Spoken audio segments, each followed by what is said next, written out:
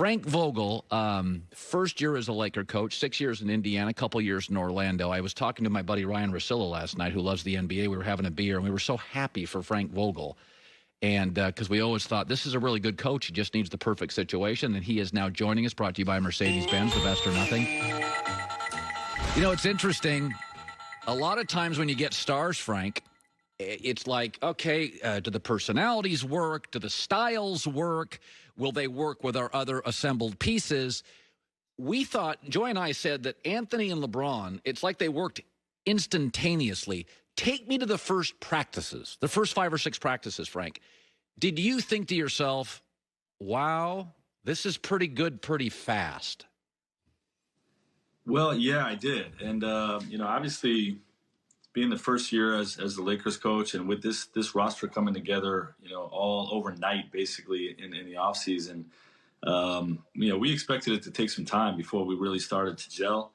Those two seem to have instant chemistry both on and off the court.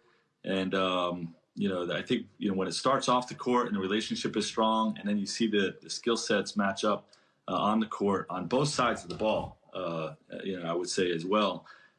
We had a strong belief that we had a chance to come out of the gates pretty strong, and we did. Frank, I had said all year, I said, I've never seen a team in my 40 years watching the league that doesn't have a dependable third star that can win a championship as good as they are. So that was my takeaway, is that who's going to be the third guy? Almost every championship team needed that. Was there ever a moment for you during the season that you were concerned that I'm not quite sure if it's Danny, is it Rondo, is it Kyle Kuzma? Was that ever a concern for you or your staff? I would say it was a small concern, but I never felt like there was that need. You know what I mean? Like, I felt like, we were going to have 2 guys that were going to bring it every night and put up MVP type numbers. And, to me, the rest of it came with ball movement and all 5 guys being empowered to be aggressive offensively.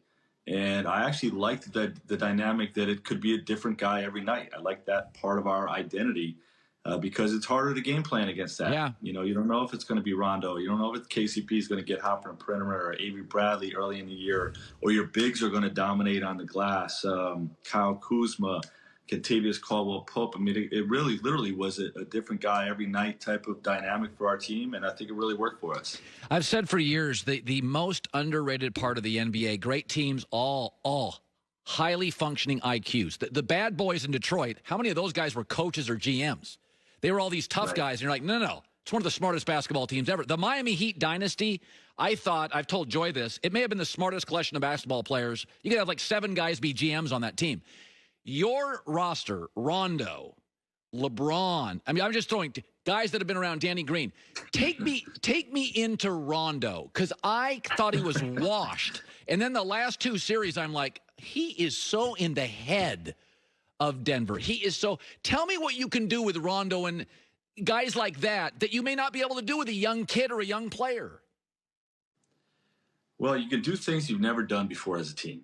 You know what I mean? And as a coach, that always makes you very nervous, especially, again, this is not a team that's been together, or a coaching staff's been together 4 or 5 years with a system and everything. So, with guys being able to pick things up that quickly, experienced guys that have seen a lot of different things, know how to execute different coverages, different offensive spacing types of things.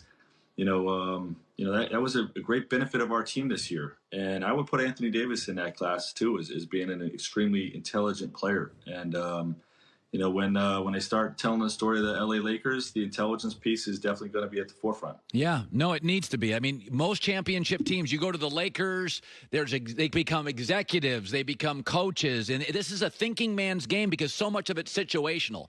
Now, you coached against LeBron for years, and obviously we know how great he is. I mean, I've watched 90% of his games. But when you now have LeBron, and you have him at practice and team planes and the bubble, was there a moment early in it that you're like, wow, like I didn't see this, or boy, this is an additive. This is, or he even surpassed your expectations seeing him every day, all day? Yeah, I think both early on in the film room and on the court. The film room in particular, I'm a junkie with studying the tape, and I can't get enough of it. I like to do it. It's probably too long at times, but there were some times early in the season where the film was running a little bit long. I knew I had to cut it, and he kept just answering questions, like asking questions and putting guys, hey, what about this? And if we do this, they got to, if they do that, we got to do this. And, hey, coach, what do you think about this spacing? And he was so engaged in these film sessions, even, after the first 5-10 minutes, which is where most players, that's their time to check out. Right. He kept it going 20, 30, 40, 45 minutes into the film session. And when you're lying in the locker room is that attentive to what's going on, the rest of the guys are too. And you have a chance to really improve your team without even touching the court. And I would say the same type of mindset with all our drill work and spacing that we were putting in practice. It's interesting. You were number 1 seed in the West. Now you're a championship team. And so it's very natural, Frank, for players to think, listen, we know what we are when it matters. How do you get this team, which is a lot of veterans, that you guys breathe? I mean, let's be honest. These were not 7-game series. You took care of people quickly. How do you instill a sense of urgency for your second act now? That you're ready to go in February and March? Because that can be a problem for championship teams. Right. Well, what worked for us this year is that, the identity we try to create early in the season is that we were going to play harder than our opponent every time we touched the floor. And that habit alone is going to be one of the most important habits that will win for us in the playoffs. So, to have that mindset, that's how we got out of the gates 18-1 or whatever we were to start. And, obviously throughout the course of the season, earn the number 1 seed, and we're the best regular season team in the West. Those habits that we built throughout the year, we talked all year, like these are the habits that are going to win for us in the playoffs. And, it's not a light switch, and it's a play harder than your opponent habit. And, I think that'll be the same mindset next year, knowing that, that habit established over a quote unquote 82-game season is going to be the very thing that is going to win for you in the playoffs. Anthony Davis may be one of the best defensive bigs I've ever seen in my life. It's hard to explain. Like, take a minute left. Give me basketball context. Like, what does he allow you to do? I just think Rasheed Wallace, I covered him for years. I thought he was a great defensive big. Rasheed could cover anybody. What does Anthony Davis do for you? Well, you said it right there. He can cover anybody. It starts right there. You can put him on point guards. You put him on Jimmy Butler in the playoffs. You put him on Jamal Murray, Dame Lillard. We would have him switching out onto Dame Lillard. The ability to just put a guy out there that can guard anybody on the floor, even the best scorers in the whole world.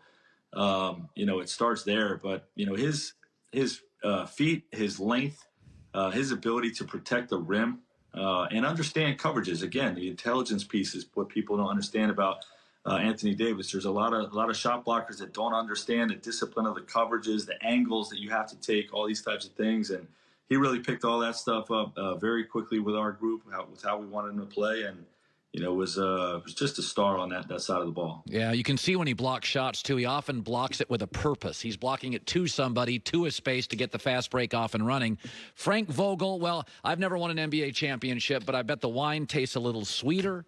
Just a little lighter on your feet. Congratulations. Me and Ryan Russillo we were talking last night having a beer about you're one of those guys that just needed the right fit. You got it. We couldn't be happier, and congrats to you. Ryan's great. I've always enjoyed, our interviews, Colin, and look forward to seeing you around town. Yep. Thanks. Frank Vogel, coach of the Lakers, his first championship. He does live. Bumped into him at a Walgreens. Both getting our toothpaste at the same place. Hi, everybody. Thanks for watching. Subscribe here to get the latest from the show. Also, be sure to check out more of the best clips from The Herd or go watch a few segments from other shows on FS1.